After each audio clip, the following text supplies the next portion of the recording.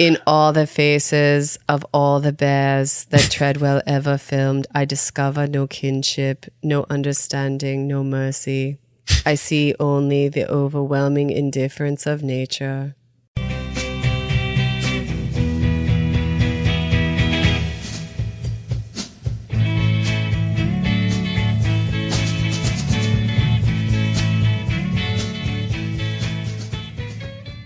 Welcome to Cult Favorite, the podcast that will never hide its campsite. It's just dangerous. It's bad form. I'm Merinda Simmons. And I'm Mike Altman. Do you go camping a lot? No. Okay. I've always wanted to be a camping type of person. We bought a bunch of gear one time. It's in my basement. Aspirational. I'm an aspirational camper. Sure. Yeah, I think exactly right. That's a genre. I like hiking a lot. Okay. You're halfway there. But maybe not a lot. I haven't done a lot of camping.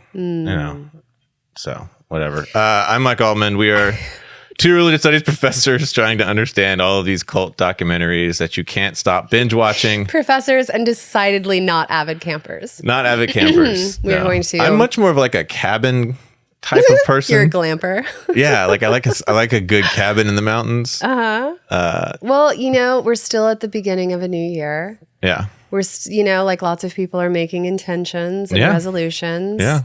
Maybe camping could be on your list. Yeah. We actually, every New Year's Eve, we have a jar we keep in our house. And we stuff a little piece of paper with anything interesting that happens in a given day and the date in the jar throughout the year. That's a neat idea.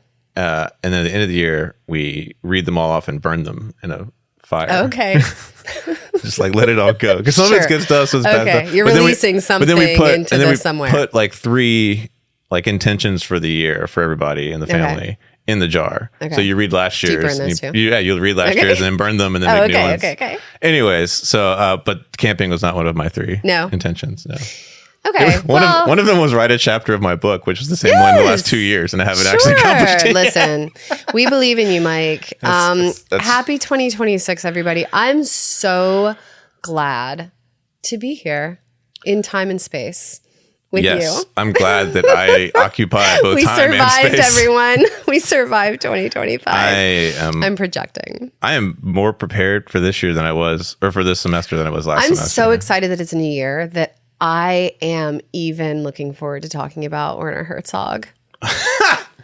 And I almost never enjoy a conversation about Werner Herzog. I mean, we'll talk. It's gonna be great. We're gonna talk camping and Herzog and nature. Yeah, and then also one of my intentions this year is to do a better job managing our Instagram and TikTok. Great. Where people can find us at Cult Favorite Pod. I have not taken on an extra class for no reason this semester, and so I will put that energy into social media. Lots to look forward to. So much to look forward to. I'm into it. Also, the views expressed in this episode, in every episode. About Herzog or otherwise. That's right.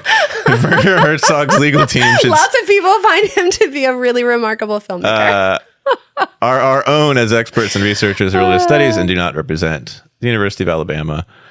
Not much of a content. He's very talented. I guess the only content warning is Werner Herzog, apparently. Clearly, Merinda has feelings. So, what did you know? That's your so warning. we haven't even said, we're talking about Grizzly Man, a documentary that came out in 2005. Yeah, it's had its time in the sun. It's an oldie but a goodie. But you never watched it. No, This is your first time. I kind of associate it with Jesus Camp. Like, we had the same conversation. Like, when it came out, I didn't see it. Mean? Like, you were like, I'd never seen Jesus Camp until we watched it. It was the same. Too close. That was also, it came out and I didn't really want to see it for the various reasons, and then I just never did after that. This is a little bit different. Okay, why didn't you watch it in the first place? I don't think that I was in a world in 2005 where this would come across my... Oh, okay. It just didn't come across But your then radar. when it did come across later, it was one of those things where I feel this way about Wes Anderson and the Coen brothers, who have actually written about both of those. But there are certain filmmakers and media and like, I feel certain bands, The National, that like... I'm so eager to hear where this is going. I know that these are like directly in the wheelhouse of what my tastes should be based on a number of demographic characteristics. They are for you. And I resist getting too into them because of that. You don't want to be a cliche. Right. So I never watched, once I encountered Grizzly Man, it was like, oh, that's a little too on the nose. Is it? Because you don't even camp. I say own it, yeah, babes. But it's exactly the kind of, I just feel like it's exactly the kind of film. And Herzog is exactly the kind of thing. Young man, intrepid adventurer, out exploring the world. Yeah, like I watched it, I watched Into the Wild. Like, can't.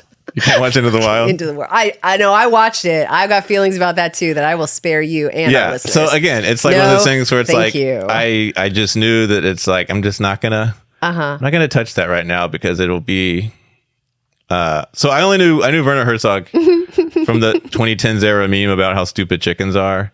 Okay. I don't actually know that meme. I don't think. Oh, just Google Werner Herzog chickens. Right, I'll do it. It was on, I don't know. It was him talking about how stupid chickens are. Okay. Sure. Yeah. Okay. I don't know. What did you know about this? Listen, I am not an aficionado. I do not want to cast myself as a film critic who has plumbed the depths of his oeuvre. I think that my first entree was maybe Cave of Forgotten Dreams or Wheel of Time. And I just, I don't know, man. I am into anyone's passion project, to make their art. I think that that's wonderful and I support their life choices. I just, whatever. And he is unquestionably talented. He is whatever. We'll get there. I had seen this before. At least he has. I had seen this before. At least he has he's got a point perspective. Of view. Oh, right. Say what you will. Yeah, and I guess one of the things that I want to talk about is maybe where the distinction is between point of view and projection, or where taking your audience on a journey that, of course, you are directing or navigating for them. You are the tour guide, and that's cool. But where that starts and stops in relation to presenting something in a documentary genre that that I don't know is your perspective on. I don't know. We'll circle back to that. We'll circle back. We'll circle back because I have thoughts. Documentaries are always editorially perspectival. Yes, unquestionably. Yes, but there's something about, I don't know. We'll get there. There's something about his work. I just have never been willing to go with him fully on the trips that he directs. Yes. Let's do that. Let's say that. No, that's true. I'm a resistant traveler in his tour because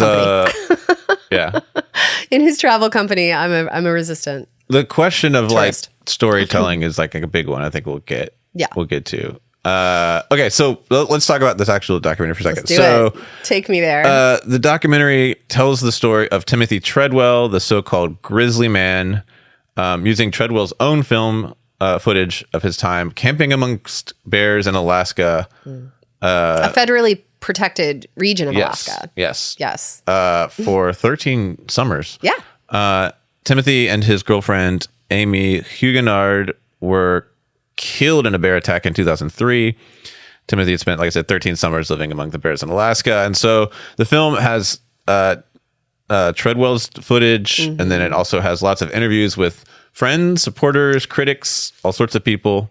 Because he was recording all of these summers. Yeah. He was, Yeah, very...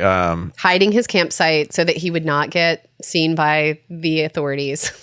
Yes. But filming all of it. Yes. And working with schools and stuff. And I think the documentary, I was kind of digging around okay, well, what is missed in this documentary? And you get a little bit of all the criticism. You get a little bit of a sense of how much the National Park Service did not like this guy. So it's a pretty, it's definitely, you could argue about amounts of what gets covered, but there's a lot there. So yeah, it's not a narrative documentary like we often get. Instead, it's sort of so it kind of assumes going in, you know how this is going to end already because there was so much. Okay, keep talking. Sorry. Because they talk about the death pretty early on in a way that you're not wondering how long he's going to survive. No, it's not like a cliffhanger suspense thing. No, and so and so I think from the very beginning, early on in the film, there's sort of his death kind of hangs throughout the whole thing, and so it's more of a sort of thematic and psychological reveal than a narrative one. So you get it sort of starts with everybody getting a lot of different takes on who Treadwell was. Some are positive, some are negative, some are sympathetic. He can be a martyr for, ecologists. He could be a crazy person to some people. Even some folks who I think are sympathetic to the protection of bears sort of saw him as well-meaning but misguided. Herzog kind of weighs in at the end of this sort of first, 10 or 15 minutes with, for him, it's about this improvisational filmmaker that can find meaning in seemingly empty moments. I won't try to do Can I stop you there and ask that? I mean, I know that I was the one who kind of like pitched this as an idea for you. But can we talk a little bit about, so as not to bury the lead, of like why this is included in a conversation about cult documentaries? Yeah. Like, to that very point of, here are all of these different takes on this character, Treadwell. Yeah. And the filmmaker is talking about making his ability to make meaning out of seemingly empty moments. Yeah. You will eventually hear my Herzog impersonation. It's not great, but I feel like I can't resist. So why are we talking about that in relation to cults? Good question. Two things. One, I think we had we were thinking about this in concert with the last documentary we watched, The Mission, about, this young man who heads off to missionize an untouched group of people. There's a similar thing here in a lot of ways. The guy, I know some people thought that guy was a martyr, some people thought he was a crazy person. So there's that interesting comparison. The audacity of a cause. Yeah, and what do you do with somebody who really, kind of takes an idea seriously into the kind of logical conclusion? And so there's that piece of it, but I think there's also this idea of like martyr, dying for what you believed in or not, like all of that, I think, is the same kind of language that we see in all sorts of other things that might be called religion or cult or whatever. And there is even a moment early on where one of I think it was the like biologist, the like bear scientist, who said like he had almost a religious kind of, we get that language. He's passionate about his beliefs. Treadwell's passion and all of that. And it's like, what do we call stuff that makes somebody do something? Like whatever it is that drives a person to go to that island with a message, or go to the Alaska for 13 summers. I think that's something that crosses a lot of the questions that we're trying to poke at with this. So, yeah. To me, it is like Herzog's role in that, and like the one of the things that I thought that the Mission did effectively was spend a lot of time on just the process of storytelling in the first place, and what it is that we think we get out of making meaning of a person who does things that we don't necessarily understand, or things that we wouldn't also do. Yeah. There is this attends to the same questions, but in a very different way. So I'm excited. Yeah. And one of the things I always say when I'm kind of like pitching or like religious studies as a discipline to like intro students, like a big 100 class, is like, at bottom, we're trying to figure out why people do what they do. And I think that's the question behind this film. It's like, it's really comes down to, I think, everyone saying like, why would someone do this? That's so interesting. I mean, I love talking to you for so many reasons, but that is, I would say Because I am utterly uninterested in figuring out why people do what they do. Oh. Which is not to say that that's not a worthwhile pursuit. I think for me, it's like we're all inevitably in a world system that sees us trying to make meaning out of chaos. Mm-hmm. Yeah. And so we're all doing it. Yeah. And so what are the implications of different forms of that process? Yeah. That is a kind of like universal one, you know? Yeah. Like we are all like I think so I actually think that's two ways into the same thing, because what quickly I don't disagree. unravels is like, well, actually we can't really know why people do what they do. Exactly. So all we have is what they tell us or what other people tell us about them. Right. And so I don't know that we ever can get to the bottom of it. Exactly. But man, oh man, we like all of us, whether we belong to groups called cults or not, or anything really, like whatever we belong to or don't belong to, whatever group formations we participate in or don't, we are all about the business of world making. Yeah. And narrativizing that process. Yes. And so like, how do different people go about it? And what might we say about all of these different forms, you know? Yeah. Anyway. And what are the implications of different forms? Because they have consequences. Right. And so it's interesting, I think, in this case, to think about how the question of why would he do this is immediately connected to the stories that get told about him in the documentary. Yeah, because and I guess that's the thing. I am fundamental. Like this film won a lot of awards. It was nominated for loads of awards. Yeah. It is very like highly acclaimed, well reviewed. Roger Ebert, 4 out of 4 stars. I really enjoyed it. All of them, whatever. Like lots of the reviews revolve around this question of what do you make of Treadwell and how does Herzog treat Treadwell like as a person, what he's up to, blah, blah, blah.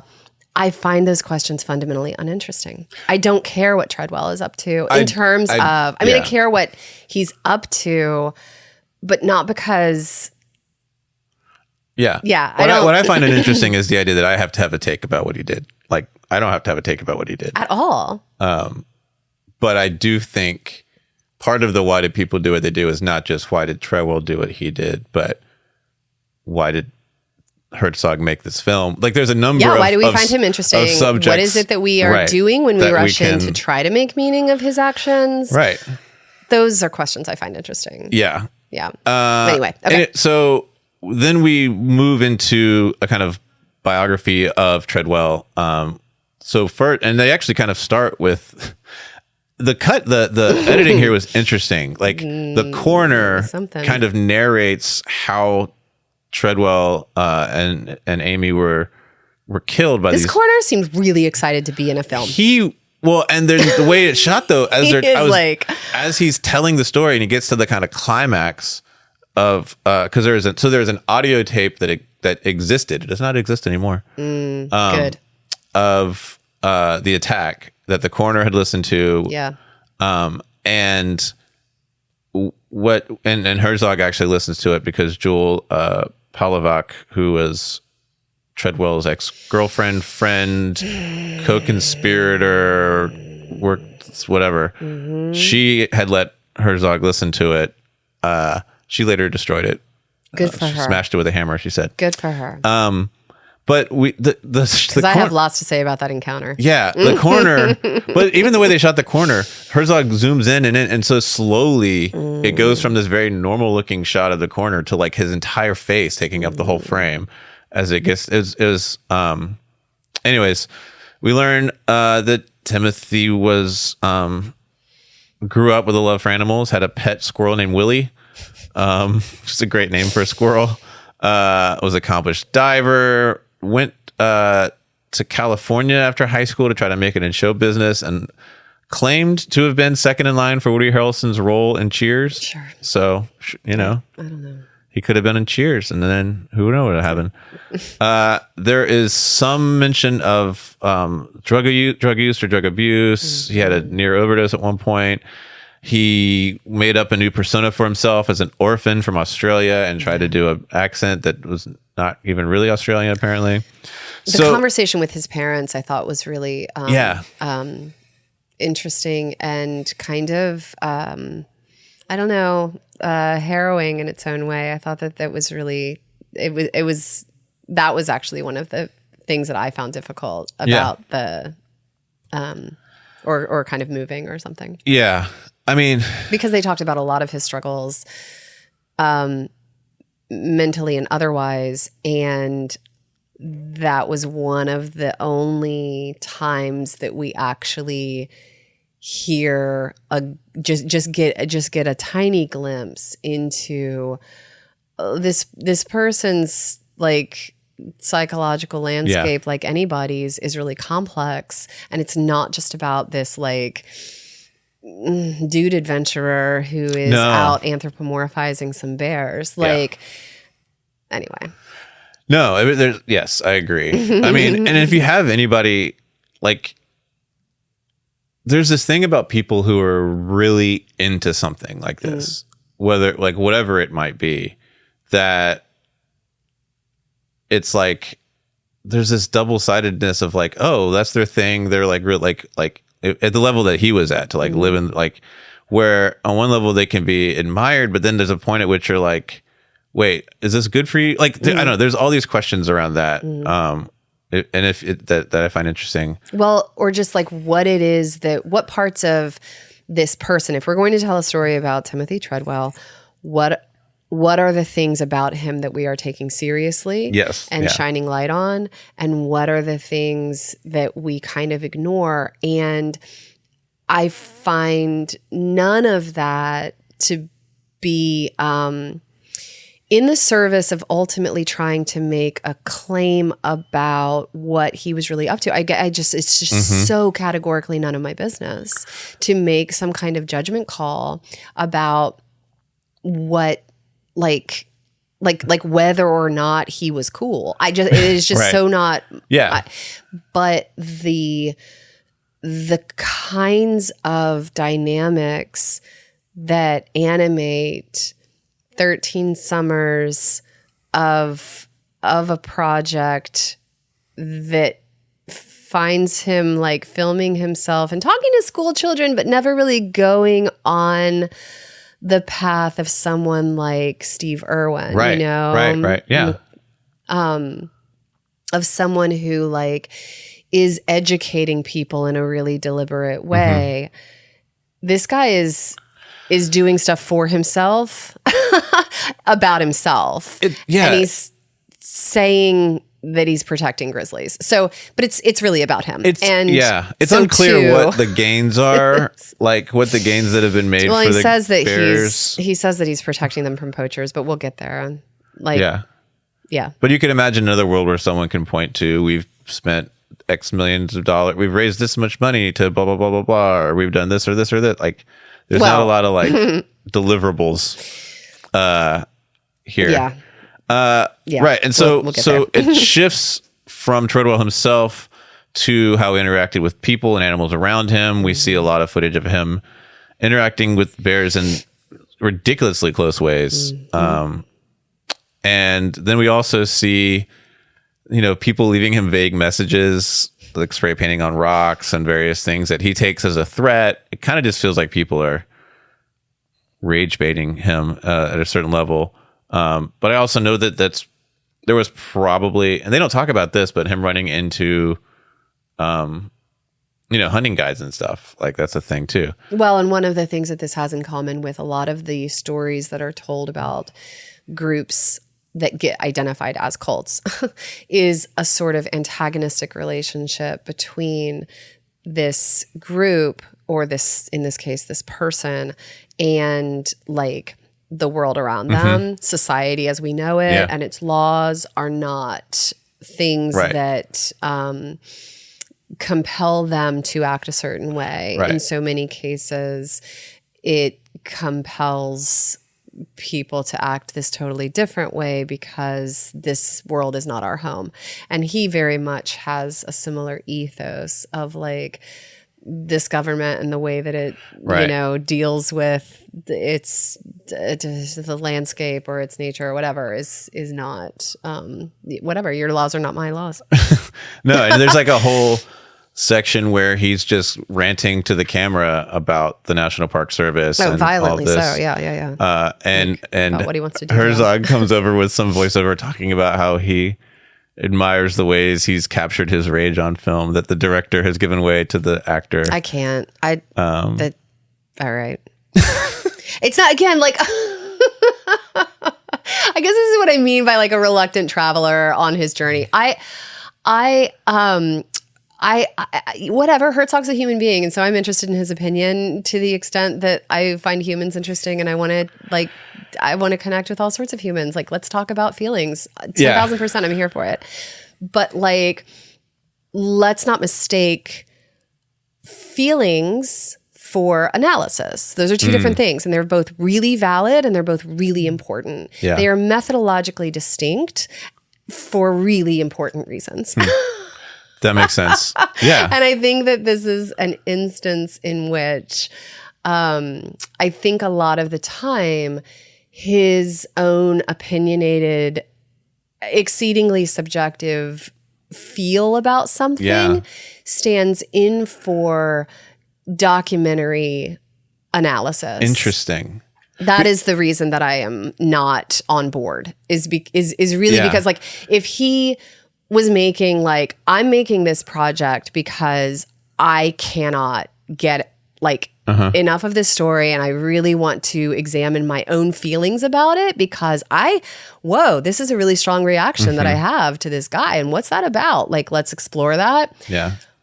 I mean, cool. Like make it if you want to make it, like fine. So, but that is a very different project than I'm making a documentary about Timothy Treadwell. No, you're not. So 2 questions. Don't say that. 2 questions. One, I think that what you just said about feelings and analysis, that's like super helpful. I guess I have teaching on the brain because it's first day of classes. But like, I feel like that's a distinction. I've never heard it articulated that way, but that is a distinction that I think we're often trying to get students to make. Sure. But I've never had that kind of language of feelings and as being methodologically. Listen, as someone who has long lived for decades and decades in my head and, you know, sublimated a lot of feelings and is trying now in my 4th decade to like, you know, make space for things outside of my brain. Feelings are important. We should talk about feelings. Let's all talk about feelings. 100,000%. Like I'm trying to get so much better about it. But legit, like that's not. Yeah. It's just a methodologically different enterprise than what it is that we are up to which is not to say that like the left and right hemispheres of our brains have nothing to say to one another. It's not to further compartmentalize or create a binary. I don't mean that. I think it's actually like taking these spheres seriously means also taking seriously the ways in which they what they make possible and what ways in which they are limited. And I think that like trying to make a feeling do the analytical heavy lifting of like research and analysis. Yeah. That's not fair to that feeling. That's too much pressure. Stop trying to do that to the feeling. That's interesting. Take the feeling seriously and let it be what it is. Right. Stop trying to make that a left brain process. Yeah. Meanwhile, yeah. do not let, like your brain always run the show, blah, blah, blah. It can be a bully. I totally get it. Cage of the mind, whatever. Fine. I think that in a lot of senses, like whether we're talking about scholarship or filmmaking and cinema or in so many different domains, but just, the ones that are relevant to our conversations here where like scholarship and media are concerned. I think that this is why we end up talking about genre so frequently because of the ways that people try to slide between those spaces and let one stand in for the other. And that, I think, is a real short-sightedness that fails to... That does a real disservice to the very thing that you're trying to engage in. Yeah. Whether it's feelings or thought. That makes a lot of sense. Because they absolutely inform one another, but... Yeah. Anyway. Okay, so the second question is like thinking about that. Do you see this? I'm thinking about the My Scientology documentary. Yeah. He calls it. It's like it's mine. It's like, so is there something? Did you find that one more transparent in its self-involvement versus what's going on here? I minded it less.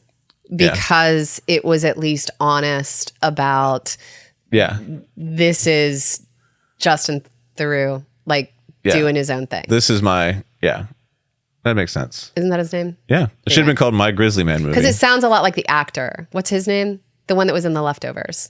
I don't know.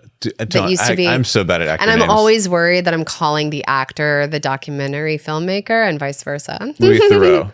Louis. See, Justin Theroux is the Leftovers actor. I just did it. Okay. And Louis is the guy who did My Scientology. Yeah, Louis Theroux. Okay. Anyway, I minded it less. I still don't really want to be in the car talking to Louis Theroux. I that's don't the know downside that, of the but that's about it's not really about Scientology or even him or his process. That's very much just to do with what my own limitations and what kinds of conversations I can sustain or not. Yeah. But he did not necessarily. I mean, he didn't come with the same gravitas suggesting, or the same again boldness that suggests this movie is about Scientology. He didn't have statements like, I believe the common denominator of the universe is not harmony, but chaos, hostility, and murder. I knew that you would eventually try. That was my favorite line of the whole. That was my favorite line of the whole movie. Yeah, it's just not because I liked it, but it was just all right. I mean, don't believe that. That's fine. But then what is it? Why? Tell me why that belief is relevant to the material at hand. Yeah. What is that belief to do with the art that you are making and the story that you are telling? Maybe it's everything to do with it. It certainly is implicitly. It becomes about it. It becomes what it is. Yeah. But there's not a lot of reflexiveness about making that connection clear. Yeah. What do you want? So we're already kind of here, but what do you want to talk about? This film is about Herzog from top to bottom, but I think that and it gets to be again whatever we write, whatever we make is on some level very much it. We are never removed from our own positionality. So this is my critique is not implicitly to suggest. So I want to be really clear about not suggesting that there is some way to objectively present subject matter. Right. There is never a way to do that. And so that's not the problem for me. I think that attending to the degree of editorial intervention, again, just nicely illustrates a through line of these conversations that we've been having in this podcast, because he is always inserting all of his own takes, you just said. And so he's always foregrounding, again, what I think is a really important distinction between self-awareness and self-indulgence. I just don't, and it's not that someone doesn't get to be self-indulgent.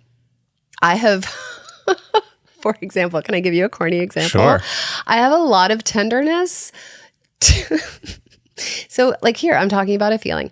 I have a lot of tenderness toward, which I would never normally say, Anderson Cooper's grief podcast. He's just like making his own. He is on his own journey. Like I have not checked in with Anderson Cooper in a long time. You don't have to because again, like Boyfriend is just on his own journey. He is dealing with his own feelings. Wow. He is asking about loss and he wants to talk about it with people. And so he gets to do that because he's rich and he has a platform and he's a media star. Like, fine, whatever, do your thing. Yeah.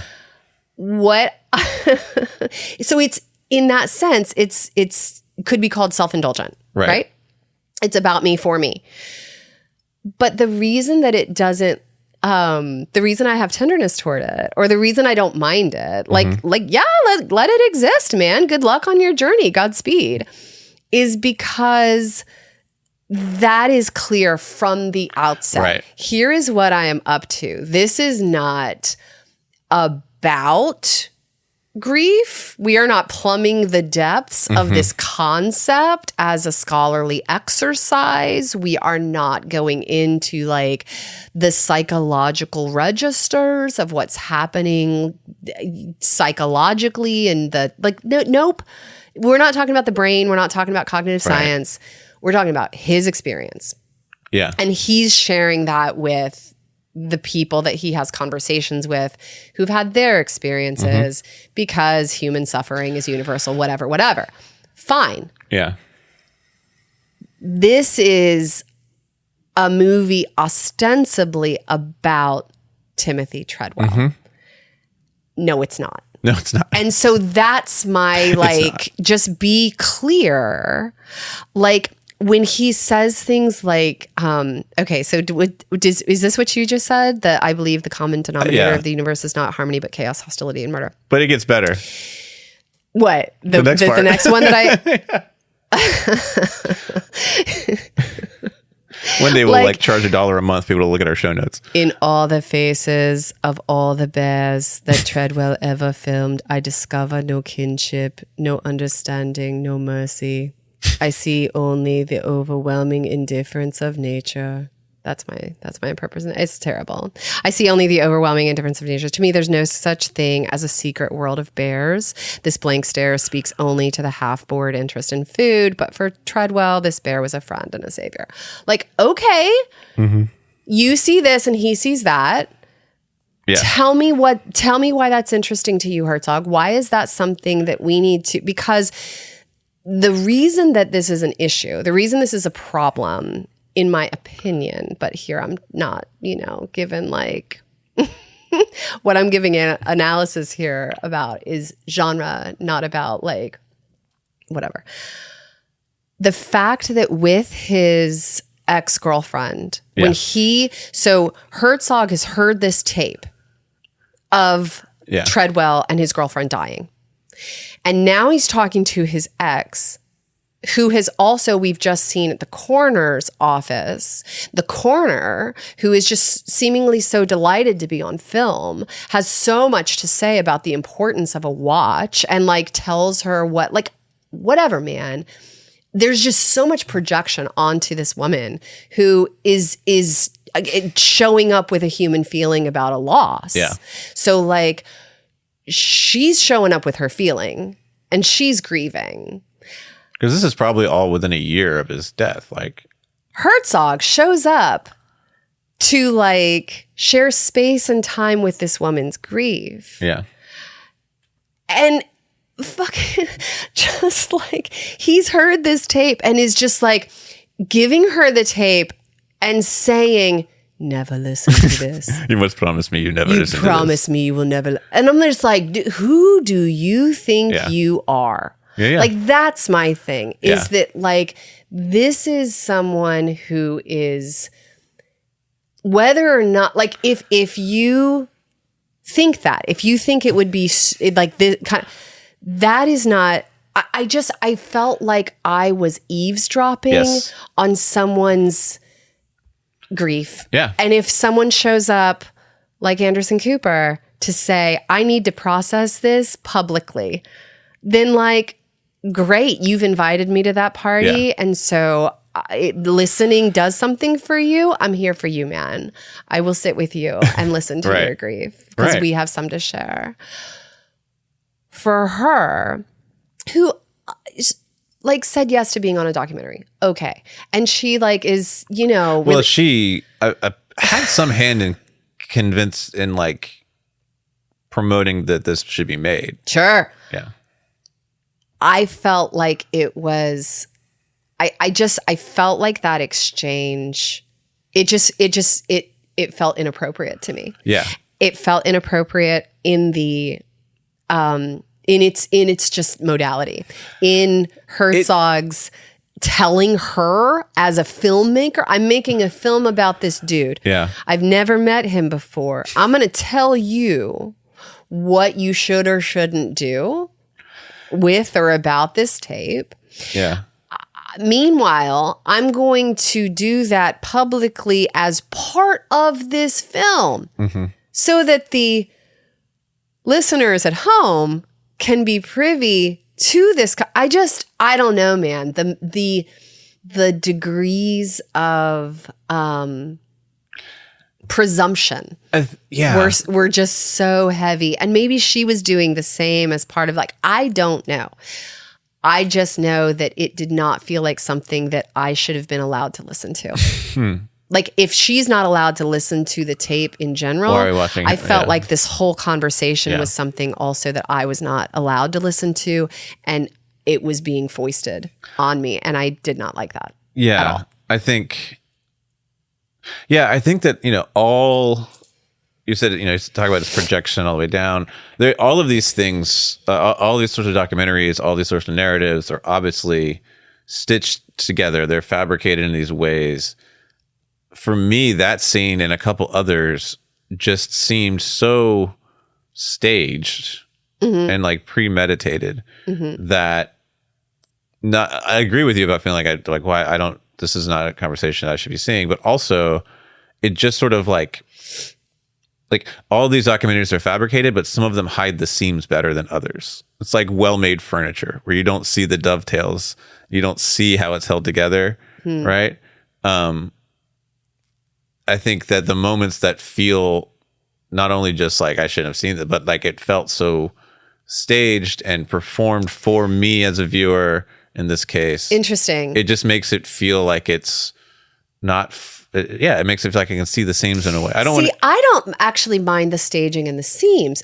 So I'm interested. So what is it that makes you not mind? What is it that makes you find that ineffective here and fine in relation to the Secret Lives of Mormon Lives when you know that they did not just spontaneously decide to have a girls' trip to wherever, that was a production choice?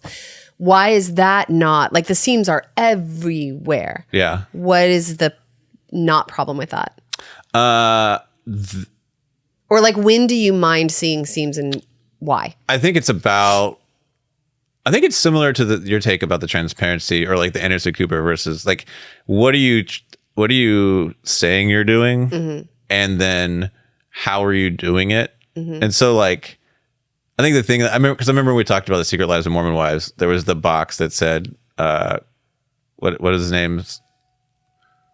Hold on a second. Do we need to pause this? We'll pause while we get interrupted by the monthly storm thing. Oh, I didn't think about that. It'll be a editing splice later. It'll be fine. Yeah. It'll be easy to find in the thing. And I'll be able to find the spot. Yes.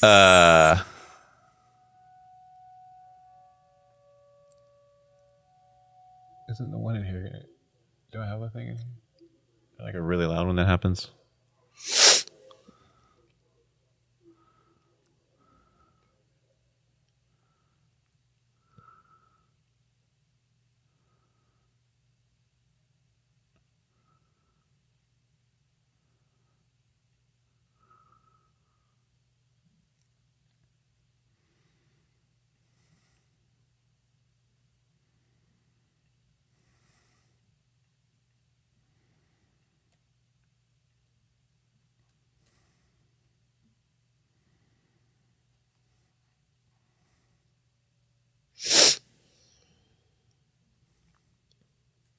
I did not look at.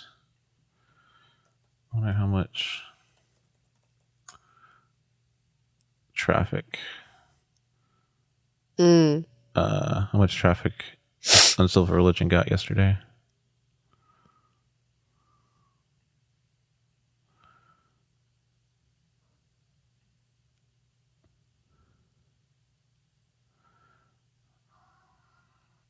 Not a ton. Maybe we don't have the bong, bong, bong thing anymore. I thought we had the big thing, yeah. 125 users on Tuesday. Is that right? I don't know.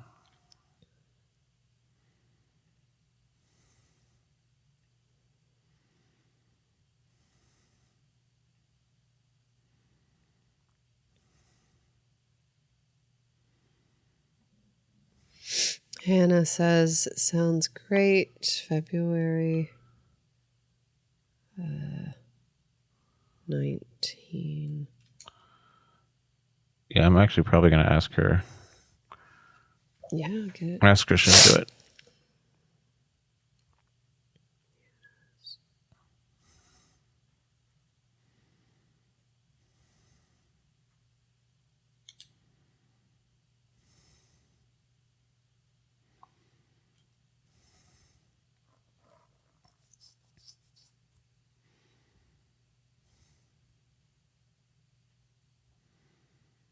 Maybe we're good. All right. Okay. Do you remember your train of thought? Yeah. Okay. Why don't you mind the seams? Now that the tornado siren test is over, should remember that if we... Well, I guess it's Wednesday. Okay, anyways. Now that the tornado siren is over, the seams. Yeah, so with Secret Lives of Mormon Wives, I think that, one... as they get better at production, the seams don't show as much. Like, really? I mean, not in the obvious ways. I mean, it's very shiny and well packaged. I just don't for a second believe that any of the narrative plot points are something that did not get initiated by production. Right.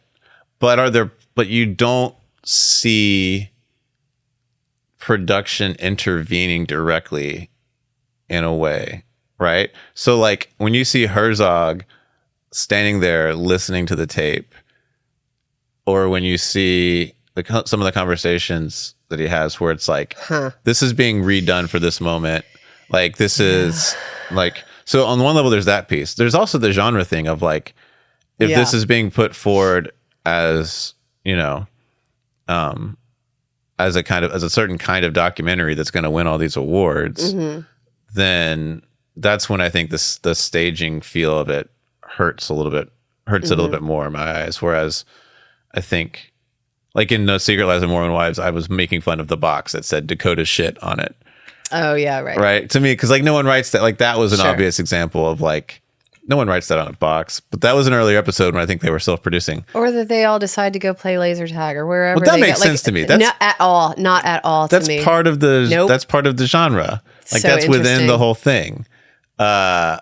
But they've gotten there's certainly less of this as it goes, but like the whoever it was behind the camera saying to who's the main one that started the whole controversy? Anyway, Taylor Frankie Paul telling Taylor that, you know, she looked hot in her dress or whatever. Like that kind of stuff is just I don't know. I feel like it is also exploitative and gross and doesn't take seriously but these women are also in on the joke. They are making their own livelihoods from this process. And so they get compensated in a certain way that is unclear. That's for also true. The person who Herzog shares a moment with that's just categorically none of our business. I guess I separate believability from execution of the genre or execution of the things that would make that makes sense. The expectations of believability, right? Yep. And so it's like, I don't want to feel like I see the magic trick. I know the magic trick is fake. I don't want to be able to see how it's fake. You're willing to suspend disbelief. You want... Don't insult my intelligence in the process. Right. Which for me is like a huge piece of like, the whole thing is the performance. Because Treadwell himself is clearly performing for the camera. In ways that are really interesting. I mean, getting to see the cuts and how many times in the different ways he does the same bits. Yep. Dude, I get projection all the way down. He's humanizing when he starts like yelling at the sky for rain because Downey and Tabitha are hungry and Melissa's eating her baby. Like, just that bothers me too. His certainty that he's protecting bears from poachers, like, that bothers me in a similar way. Yeah. So it's not to say that like this is a problem with Herzog, that like his subject matter is also performing a similar kind of problem for me. Do you think he gets that? But it's like, is it an invitation to see Herzog's performance? If because there's so many moments where Herzog comes in to praise Treadwell as a filmmaker. And so it left me wondering, like, does he is this Herzog intentionally recognizing that all filmmakers are like Treadwell, or at least he is a filmmaker, is the same as Treadwell, and that it's not actually about the bears but about themselves? Those could be interesting questions. Those would rely on him talking directly about craft and filmmaking, which he does not do. He talks about the bears and the nature of longing and the cracks in a psychological landscape and the makeup of a soul and all of this noise. And it's like, dude, if you want to sit and smoke weed and talk feelings with me, I'm here for you. Yeah. If you are coming at me with a documentary about a thing that happened, that is a different method, and it is not for this context. Like, that is like, so, and so then your thoughts on beliefs about the human soul and what inspires it has no place here. Neither does your weed or whatever he's like. No. It's the difference between claims of universality and claims of accessibility, right? So like your Anderson Cooper example is saying like, I'm going to tell you my story. I'm going to hear your story, and there will be an accessibility to people who hear it. But it's all framed if they want there to be, and whatever, or not. But it's framed as, this is my story, or these are my feelings. And I feel like there's a lot of space here for people to engage, and we'll see what happens. Whereas I think Herzog, and from a brief skim of his Wikipedia page, this is common, is doing a universality thing. Yes, this is Cave of Forgotten Dreams. Never watch. I mean, if she should not hear the audio tape of what, like, I'd never listen, never watch Cave of Forgotten Dreams. Like, it is all of this, man. It is a kind of like the human experience across time and space, connecting us forever and ever, or whatever. And it's just like, man, the reality though is that universality is just unmarked Herzog, right? You know what I'm saying? Like, by him not doing the Anderson Cooper of like, here's my reaction to this story. When Larry King talked to Stephen Colbert about the death of like when he's talking to Stephen Colbert about death and loss and grief, there's an interview specifically that I'm thinking of that I was just like, dude, what are you doing? This isn't cool. Because Larry King keeps pushing and he's a good interviewer. Larry King, but he's like, that must have been hard for you. Was that hard for you? That must have been hard. I'm like, and Stephen Colbert is sitting there just like, with grace and generosity, doing his Stephen Colbert thing. Anderson Cooper is not coming at that conversation as a news anchor. I mean, of course he is. Of course he has his methods and whatever. He is a broken inner child that is struggling with some dad issues. And he makes zero bones about that. Yeah. And so then it's like, here are my dad issues. What are yours? And that's something that people either find helpful to listen to or not. Right. But like, it's what I find presumptive is to assume that someone's relationship to their own experience, mine or otherwise, right? Like if I'm the filmmaker and I have thoughts about, of course Herzog has beliefs about sure, okay, like everybody does.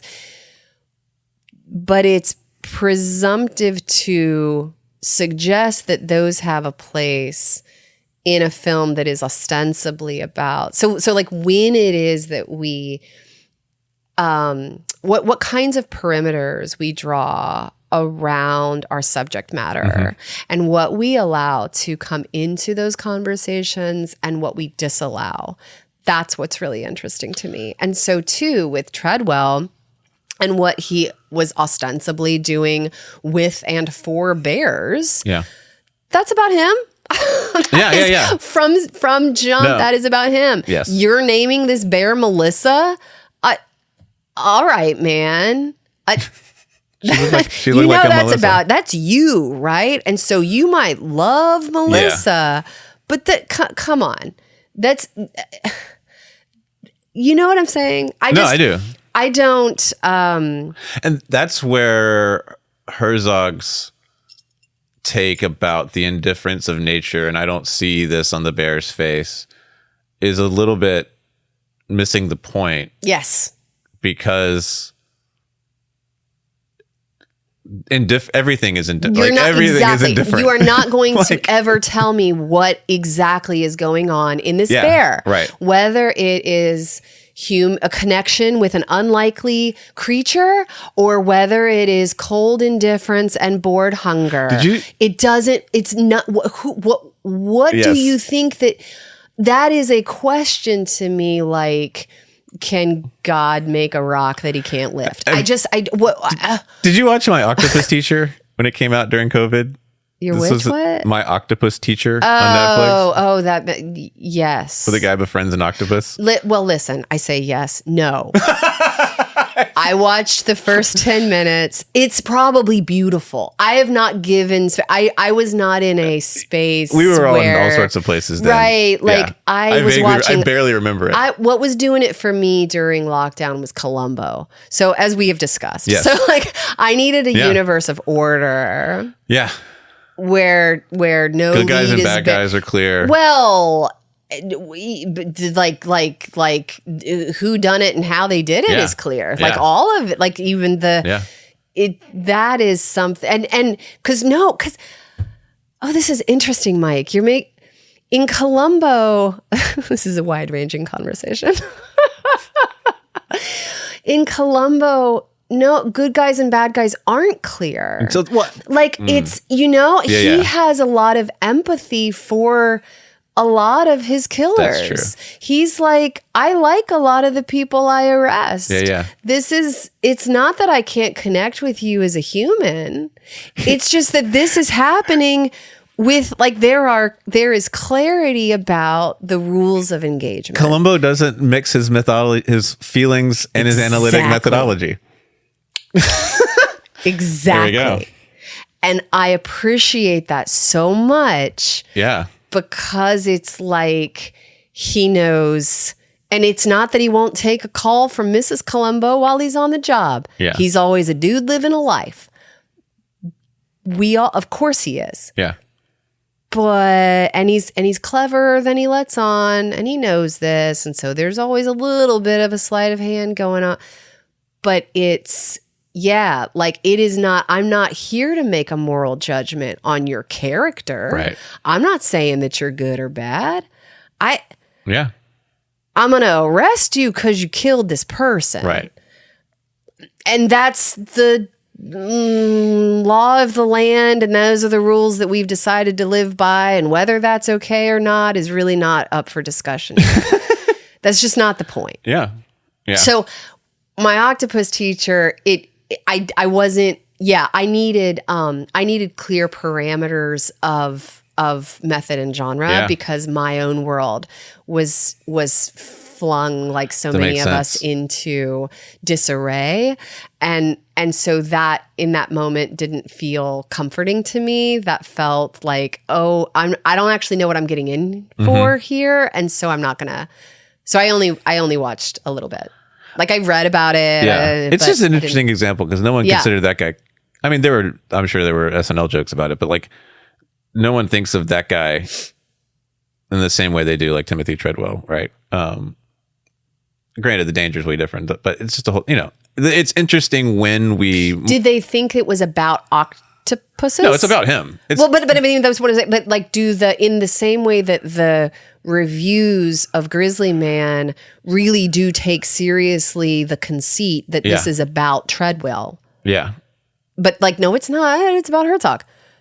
Does my octopus teacher, like, do reviews of that film, I wonder, presume, like, do they take the, like, this is about an octopus, or do they, it's about this dude? You know what I mean? I think it's about, my reading, and again, I've not watched it again since it first came out, but my reading of it was, it's about this guy. And in this, that sense. and this particular moment and the particular kind of arbitrary nature, the arbitrariness of nature that leads to him encountering this creature in this particular way, that unless you hang out on the coast of South Africa, like, you know what I'm saying? Maybe I would love that, right? Like in a similar, like, so this maybe speaks to the, just a possessive personal pronoun goes a long way. So like my octopus teacher or my Scientology movie at least makes clear that I'm making this for my reasons. Yeah, 100%. Like the purpose behind this thing is also mine. And the subject matter is also mine. In the same way that a bear's name given to it by this dude is his. Like that's not... That name doesn't belong to that bear. I don't have it in these notes. Melissa, the bear doesn't belong to a grizzly. The bear that killed him. Yeah. Was bear 144. I want to say 134, something like that. Right. So there's another name for that bear that is used by the government to track it. You know who I really liked in this movie that I thought was really important, but does not get, we don't hear from him a lot, perhaps for obvious reasons, is Sven Håkansson.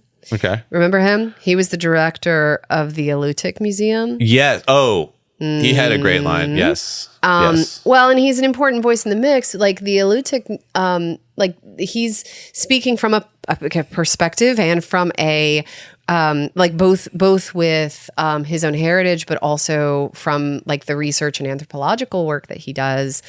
Like he's speaking from and about an indigenous Alaskan perspective to do with our relationship to nature and the ways in which people presume to cross various boundaries. Yeah.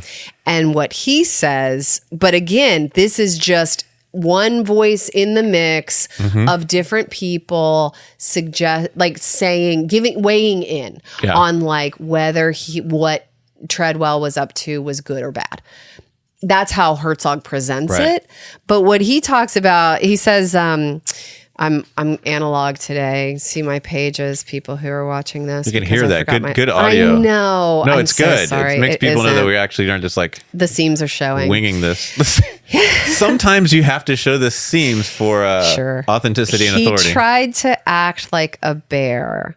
And for us on this island, you don't do that. You don't invade on their territory. For him to act like a bear the way he did, to me, says Sven Håkansson, it was the ultimate of disrespecting the bear and what the bear represents. And he goes on, like, I think he did more damage to the bears. Because then to that, like, disrespecting the bear, Herzog then says, but he was protecting the bear, wasn't he? And he's like, well, I think he did more damage to the bears. When you habituate bears to humans, they think all humans are safe. If I look at it from my culture, Timothy Treadwell crossed a boundary that we have lived with for 4,000 years. Yeah. that's a perspective that I think is really interesting, because it's not one that suggests a kind of here's what the bears are really thinking, or here's what Treadwell is really thinking, and whether these motives make it okay or not. He's like, there's a boundary here. Yeah. Because different species are habituated to different things, and there are consequences to those habituations. Yeah. And so when you cross that boundary, that can be dangerous and even fatal work. Like, yeah. But it gets presented to us as, I think he was doing this. Well, I think he was doing that. He asked for it. No, he didn't. He was being great. He was, and so we just get a stream of those. Yeah. I think, and I would have liked to hear more from him. Yeah. About those boundaries. And the other that makes me think about the other documentary that came to my mind that we've talked about. Listeners can go back to episode 26, episode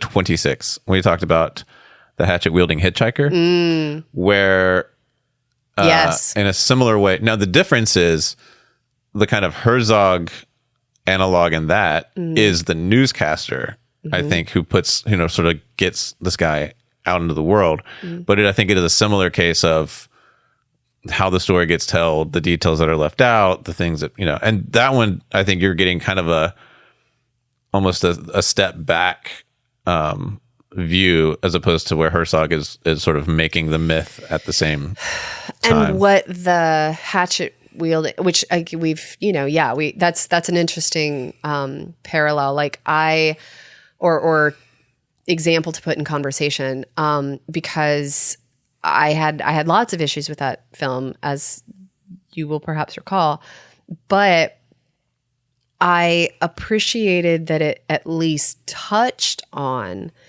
the complexity of a young man's mental landscape. Yeah. And like, everybody's mental landscape is complex. We all contain multitudes. There are all different needs that we have, and but there was some context given for what was going on, what put him in this position in the first place. Yeah. And then a kind of retroactive context of like, we found him so adorable and cute, but also like he hit a dude in the head with a hatchet, and that was a violent act. Yeah. And what was going on inside of his own, like, what needs did he have on a mental health front that like pose some complexity for the story that we might tell? Yeah. And also, what are the consequences of it being left unaddressed that we also might ignore in the service of a good story? Yeah. And with Grizzly Man, again, we get a tiny little taste of that from his parents. Yeah. And we get little glimpses of these rages that he can go into, the like addictive personality that he had, the like all of the sorts of relationships that he had to authority and structure and substances. And like, there were glimpses of that again, I don't think they didn't get serious treatment. Right. Narratively, just as they didn't get serious treatment medically. Because there's another story. There's a version of this documentary that tells the story of the way, like we get so little of that biography, but there's a way that part of what happened here is that Treadwell, who had struggled his entire young adult life to kind of exist in society, finds a place where he feels safe and exists. Yep. But even then, it's not actually as safe as he thinks. And in the process of his feeling of safety, he presumes to project his own stuff and cross a boundary.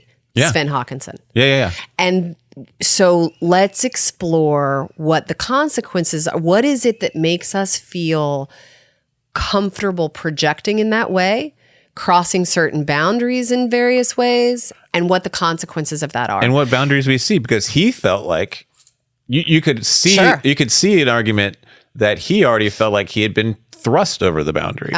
Right? And so I'm already right outside of the bounds in this way. And so why not, so there's And so then it's like, what for Sven Haakonssen, from his perspective, taking a bear seriously and protecting it means leaving it alone. Yeah. Just like in The Mission, where we hear from the Indian anthropologist who says, taking this society seriously and this community and these people means leaving them alone. Yeah. And then other people see, again, we're the same language. Taking them seriously and loving them and extending care to them means crossing this boundary.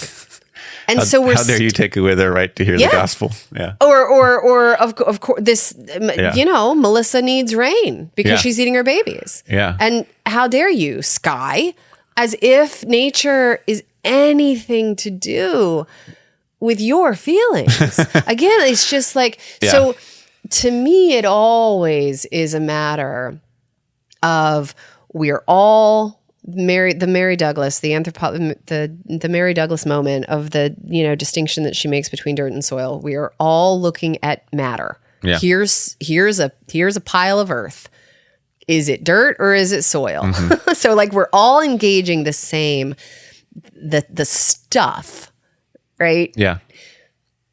But there are different things that people call it, and those different labels have consequences. Yeah. That is what's interesting to me. Yeah. Instead of a should it be called this or that? No. You know? Yeah. Or like, should these bears receive this or that? Did he have the right motivations or did he not? I mean, that basically gets at what sort of my takeaway, which is like Treadwell, like many people, becomes a cipher and for Herzog, for various people we hear from, that a variety of people can fit in whatever story they want to, which I don't think is unique or interesting. But what's interesting is how they do that and what they do with it. Because it could have been interesting. Like if Herzog says, my upbringing, something that happened to me when I was 25 years old, is this weird connection that makes me feel some kind of affinity for this American dude who spent time with bears. And I want to explore that. Yeah. Sure. Yeah, great. Let's do that. That's, you know what I mean? Yeah. I'm not going to, I may or may not be willing to show up for it, but that at least is like, okay, you're being self-reflexive about what it is that makes this an interesting case study for you. Yeah. Is it about the nature of the human spirit? I got nothing to say to that, man. Like, I don't, again, what's your takeaway? I think that curiosity and empathy are needful. I think projection can be harmful. And I think we need to be able to tell the difference so that we can cultivate the former and avoid the latter. Yeah. And I think that that's true across a host of contexts on so many levels. Yeah. I will co-sign that. I am here for Herzog's curiosity. But anyway. What's your cult favorite? Oh, well, okay. So I have brought up the show Documentary Now. Yeah, I still haven't watched it. Oh my God, Mike. Make that an intention that you can burn in 2027. Because I will see. So it has this great two-parter, Soldier of Illusion,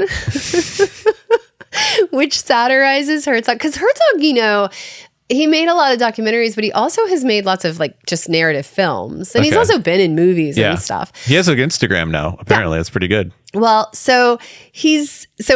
one of his infamous filmmaking ventures was Fitzcarraldo, whose mess of a production was filmed in a less blank documentary called Burden of Dreams. Wow. Anyway, all right. Alexander Skarsgård is Herzog doppelganger Rainer Volz. He's amazing. It's incredible. And so he's like, the last time I sat on these ignorant stones, I was filled with Bavarian pride. With the vinegar of the pompous declared I could shoot. He's shooting 2 projects at once. One is a profile of like rural herding community during sheep breeding season or whatever, and the other is a CBS sitcom called Bachelor Nanny. And so he's trying to do both at once, and it's so good. It's so good. All right. So all right, now that you have seen Grizzly Man, I highly recommend Documentary Now's 2-parter Soldier of Illusion. It's remarkable. Also, I'm hydrating properly now that I'm in my mid-40s, thanks to a new water bottle. that's good. I love it. I brought it. It's a show and tell. I know. I like the shape. Great. Well, this is the thing. I could it has to be. I'm apparently very Goldilocks about my water bottles. Yeah. This has 2 flat sides though, and so it's like it's not too big, but it's also not too small. And so fill this up 3 times. The key a is day, will it and fit it's in the good. cup holder? And it fits in the cup holder, but it also fits in my hand, which is really nice. And anyway, those are my 2. That's amazing. Yep. But especially documentary. I would say also, I think I said this off. I don't think we said this on the recording, but Herzog, noted pro wrestling fan. So there you go. Yeah, and you can find some quotes from him about wrestling. They're interesting. Terrific. Okay, so dried mango has overtaken my house. Okay, it has become. We have a dried mango economy. This is your cult favorite? Yeah. Okay. I mean, mine was cilantro. Right. Okay. Yes, I'm channeling the cilantro stems moment. That was. Oh yeah, cilantro stems. Old heads know the early seasons cult favorites, but. Yeah, mostly. No, so dried mango. Yeah. It's gotten to the point where every child in my house has to have their own individual bag because they fight over who ate all of it. I'm looking and something there's up while multiple other bags of it. It's just they'll trade. It's just the whole thing. So it's. I think it's good. Tastes great. I'm not sure why everyone else in my family is insane about it, but. Yeah, I just went through a lot of dried mango over this break. Okay. So, do you know? This is a candy, but Vidal spicy mangoes. No, it's really good. Okay. They are. They're spicy. They're mango gummies, but they're spicy. Interesting. Yeah, and it's literally that. It is. It's just mango and spice. It's intense mango, but it's also got heat. Interesting. Yeah, it's a good gummy. I recommend. They sell them at Five Below. I've never set foot in a Five Below. I don't recommend it. But I feel like it would immediately. I was there for something very specific, and that is where I also learned that I refused to pay more than $5 for. I learned about spicy mango because there is a discount. I guess it's a grocery store, but it's so much more that I've never visited in town. That for a variety of reasons, or for weird reasons, one of my kids ended up going to, and they have these bins that they fill with just like random stuff. I wouldn't be able. My brain wouldn't take it. No. On Tuesdays it's 50 cents. Yeah. On Wednesdays it's $1. So on Thursdays, rifle through things, right? Right. So they were bound and determined. Yesterday was Tuesday to go. He had like a pocket full of quarters. Yeah, he was like, I'm going to go hunt the bins. Just burning a hole in that pocket. I'm going to go hunt the bins. Yeah. And he didn't actually find anything. But anyways. Cool. Dried mango. Yeah, dried mango. Thanks for listening to Cult Favorite. Subscribe to the podcast on Spotify or Apple, YouTube. Leave us a rating and a review. Follow us on Instagram and TikTok at Cult Favorite. Should we tell them what we're going to do next? Yeah, what are we going to? We were just talking about this. We're going to go to some new stuff. just out, hot off the presses. I mean, HBO is really doing its best to corner the market with cult documentaries. It's the ID, it's the Discovery Channel production side of it. That's really... So it is called The Cult Behind the Killer, subtitle, The Andrea Yates Story. Now, spoiler alert, I have not seen this yet, so Neither have I. I will watch it before I will prepare. Yeah. But my hunch of a spoiler alert is that it's not actually the Andrea Yates story. Really? It's not really the Andrea Yates story?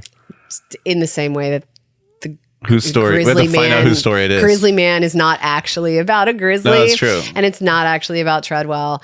I am eager to see the ways in which this story about Andrea Yates is like what else is what gets brought into the story that is ostensibly Andrea Yates's. Well, the fact that Andrea Yates gets relegated to the subtitle. Sure. And that it's really about the cult behind the killer. Yes. It also means that whoever is behind the cult behind the killer is not famous enough to get people's attention. Dude. And therefore they had to put Andrea Yates in the title. It's all our classifications matter. Anyway. Yay. All right. Well, thanks Department of Religious Studies. Yeah, thanks to the Department of Religious Studies and for production assistance and the REL Digital Lab. Once again, these views we express this episode are our own as about experts. Herzog, clearly. And researchers from religious studies do not represent the University of Alabama. No. So by no means. Sorry. Because you know why? We would never presume to suggest that our feelings or analyses are ones that reflect bigger things. No, anyway. It's always good form to make that clear. It really is not more than a feeling. It's just See you in 2 weeks.